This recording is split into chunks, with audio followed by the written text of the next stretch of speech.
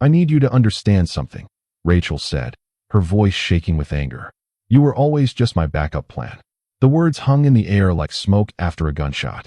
I looked up from my phone, where I'd been scrolling through apartment listings, and met her eyes across our living room. Okay, I said. Then I stood up and walked to the bedroom to get my suitcase. I'm 30 years old. We'd been together for 4 years, living together for 2. This fight had been building for weeks, maybe months, but I'd never expected her to actually say it out loud. The suitcase was in the back of our closet. I had to move 3 of her shoe boxes to reach it. Wait, what are you doing? Rachel followed me into the bedroom. I'm trying to have a conversation here. We just did. I laid the suitcase on the bed and unzipped it. You told me I was your backup plan. I agreed. Now I'm leaving. That's not. You can't just. She grabbed my arm. You're being ridiculous. I pulled my arm free gently and opened my dresser drawer. Socks first, then underwear. I'd learned from my parents' divorce that you pack the essentials first because you never know when you'll get to come back. I'm being honest, I said. For the first time in probably 6 months, we're both being completely honest. You don't want me the way I want you. That's fine, but I'm not going to stick around and be someone's safety net. Her face went pale. I didn't mean it like that. Yeah, you did. I moved to the closet and grabbed an armful of shirts. And that's okay, but I'm done. The thing about Rachel is that she's beautiful. Not just pretty, genuinely stunning. The kind of woman who turns heads in grocery stores and gets drinks sent over at bars. I'd always known I was punching above my weight with her. Everyone said so, even if they tried to be subtle about it. We met at a corporate training seminar 4 years ago. I work in IT infrastructure. She's in marketing. Different worlds. But the hotel conference room had thrown us together for 3 days of mind-numbing PowerPoint presentations about synergy and disruption. She'd made a joke about the presenter's terrible tie. I'd laughed. By lunch, we were sitting together. By dinner, we were sharing a bottle of wine at the hotel bar.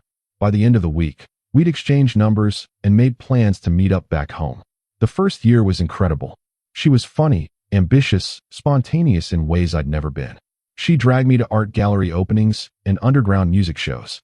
I'd introduce her to hiking trails and cooking experiments in my tiny apartment kitchen.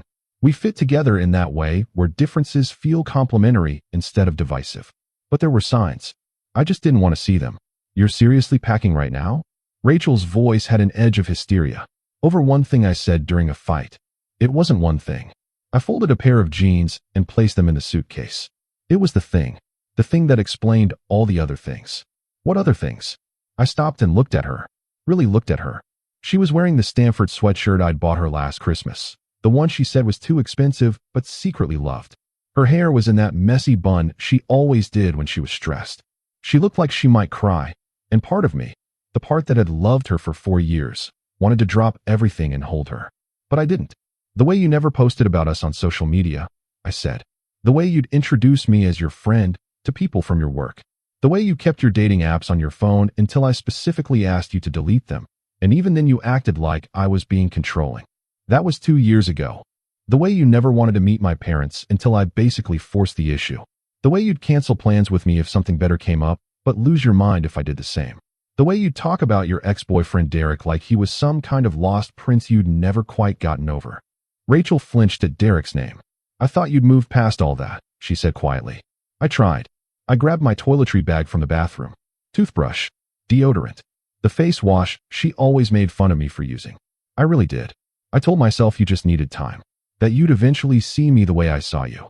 But that backup plan comment? That was you telling me the truth. Finally, she sat down on the edge of the bed, her hands twisting in her lap. Derek texted me last week. I stopped moving. What? He texted me. Said he made a mistake. Said he wanted to talk. She looked up at me, and there were tears in her eyes now. I told him no. I deleted it. I didn't even respond. But you wanted to. It wasn't a question. She didn't answer, which was answer enough.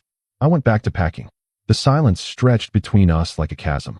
Here's what I'd never told Rachel. I'd proposed to her once. Well, almost. It was about 8 months ago. I'd bought the ring, planned the whole thing. I was going to do it at this Italian restaurant she loved, the one with the outdoor seating overlooking the harbor. But the night before, we'd gotten into an argument. I can't even remember what it was about now. Something stupid. Something small. But in the middle of it, she'd said, maybe we're just not right for each other. She'd apologized later. Said she was just upset. But I never forgot the ease with which she'd said it, like she'd been thinking it for a while and it had just slipped out. I'd return the ring the next day. Told myself it was just bad timing. That I'd try again later. That we'd work through whatever this rough patch was. But you can't work through being someone's backup plan. That's not a rough patch. That's a foundation built on sand. Where are you going to go? Rachel asked. Her voice was small now, uncertain. Kevin's couch for tonight. After that, I'll figure it out. Kevin was my best friend since college. He'd never liked Rachel, though he'd tried to hide it. He'd said once, after a few too many beers, she looks at you like you're a nice piece of furniture. Comfortable, functional, but not special. I'd gotten mad at him. We hadn't talked for 2 weeks, but the words had burrowed into my brain like a parasite. This is insane, Rachel said, standing up suddenly. We can work through this. Couples therapy. We can go to therapy. To therapy? Rachel, we can't even have an honest conversation without one of us running away. What makes you think we can handle therapy? Because I love you. The words exploded out of her, desperate and raw. But they sounded wrong. Like someone reading a script they didn't quite believe. I zipped the suitcase closed. It was surprisingly light. For years condensed into about 40 pounds of clothing and toiletries. Funny how little you really need. Do you? I asked. Love me, I mean. Or do you love the idea of not being alone? She opened her mouth. Closed it. Opened it again. That's not fair. Fair doesn't matter anymore. I picked up the suitcase. What matters is that you spent 4 years keeping me at arm's length while you waited for something better to come along. And when it didn't, you decided I was good enough to settle for. Well, I'm not going to be that guy. You're twisting everything. Am I? Then tell me right now, honestly, that if Derek called you tomorrow and said he wanted you back, you'd tell him no without a second thought. The pause was maybe 2 seconds long, but it felt like years. See, I headed for the door. You can't even lie to me anymore. Wait. She grabbed my suitcase, not to stop me, but just to hold on to something. Please, can we just talk about this? Really talk. We are talking. We're finally talking. I gently took the suitcase handle back. And what we're saying is goodbye. I made it to the front door before she spoke again. I did love you. I do love you. I know I'm not good at showing it, but her voice cracked. You're the best thing that ever happened to me.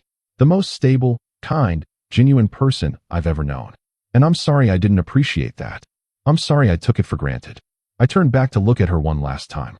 She was crying now, really crying, mascara running down her cheeks. I know you're sorry, I said. But that doesn't change anything. You love me like someone loves a good job. Secure, reliable, but not something you'd fight for. Not something you'd choose over the dream offer. That's not true. It is true. And the worst part? I knew it. I've known it for probably 2 years. I just didn't want to admit it because I was so scared of being alone. I opened the door. The hallway looked the same as always. Beige walls. Fluorescent lights. The smell of someone's cooking from a few doors down. But you know what? I said, I'd rather be alone than be with someone who sees me as a backup plan. Because I deserve better than that. We both do. I walked out and closed the door behind me. I'd made it halfway to the elevator when I heard it open again. You'll regret this. Rachel shouted down the hall. You're making the biggest mistake of your life. I didn't turn around. Just kept walking. Pressed the elevator button. Waited. The doors opened. I stepped inside. As they closed, I caught one last glimpse of her standing in our doorway. Her doorway now. Looking lost and furious and heartbroken. The elevator descended, and I felt something unexpected. Relief. Kevin answered on the second ring. Hey man, what's up? Can I crash on your couch tonight? There was a pause.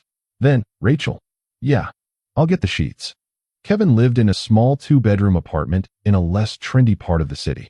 The kind of place with character, which is realtor speak for old and slightly broken.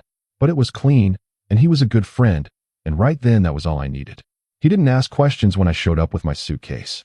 Just handed me a beer, pointed me to the couch, and put on a basketball game. We watched in silence for a while. You want to talk about it? He finally asked. She told me I was her backup plan. Damn, he took a long drink. I mean, I always kind of thought. I know. You were right. You were always right. I didn't want to be right. He looked over at me. You okay? I think so. Ask me again tomorrow. I slept terribly that night. The couch was comfortable enough, but my brain wouldn't shut off. I kept replaying the conversation, wondering if I'd overreacted, wondering if I should have stayed and tried to work things out. But then I'd remember the look on her face when I'd asked about Derek. That moment of hesitation. That tiny pause that said everything. My phone buzzed around 2 in the morning. A text from Rachel. I'm so sorry. Please come home. We can fix this. Then another, 5 minutes later. I deleted Derek's number. I blocked him. He means nothing to me. Then another. You're right about everything. I was scared. I didn't know how to love you the way you deserved. But I can learn. Please give me a chance. I turned my phone off and tried to sleep. The next morning, Kevin made terrible coffee and even worse eggs, but I appreciated the gesture. We sat at his tiny kitchen table, and I told him the full story. Everything. The almost proposal. The years of feeling like I was auditioning for a role I'd never quite land. The relief I'd felt walking out. You did the right thing, he said.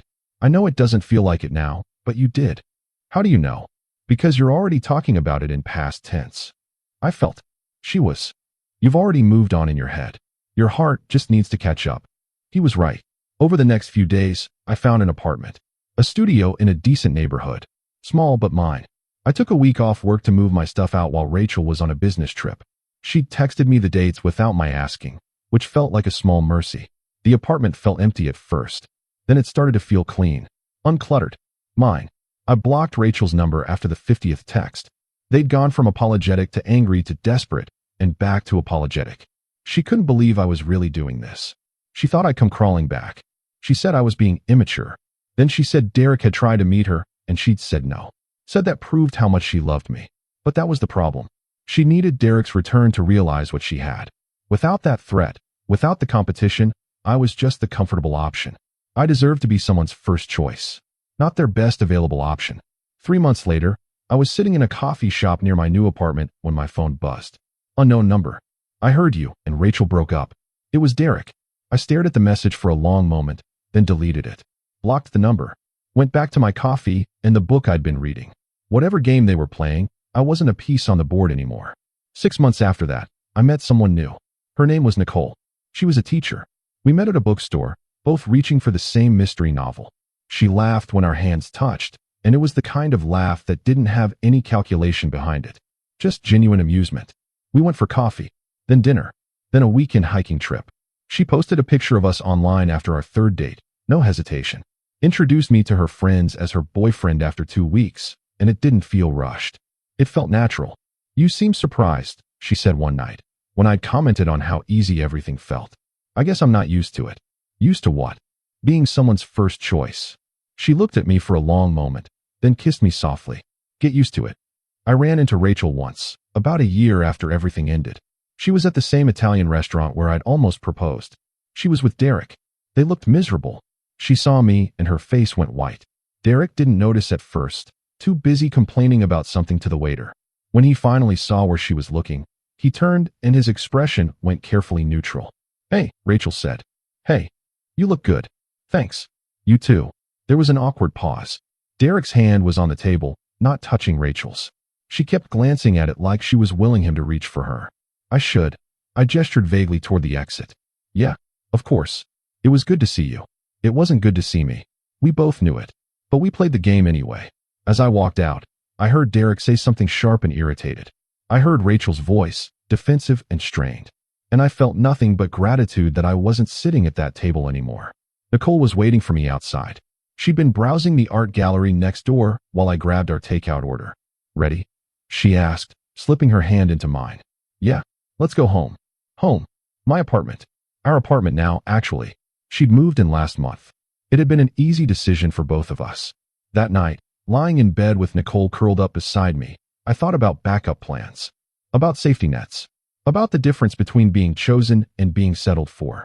Rachel had taught me that lesson the hard way. Had shown me that love without priority is just companionship. Comfortable, but ultimately empty. But she'd also taught me what to look for. What real choice felt like. What it meant to be with someone who wanted you. Not just in the absence of something better, but because you were the something better. My phone buzzed. A text from an unknown number. I knew without looking that it was probably Rachel on a new number, or maybe Derek playing games, or maybe just a spam call. I deleted it without reading and turned the phone off. Some games, you win by refusing to play.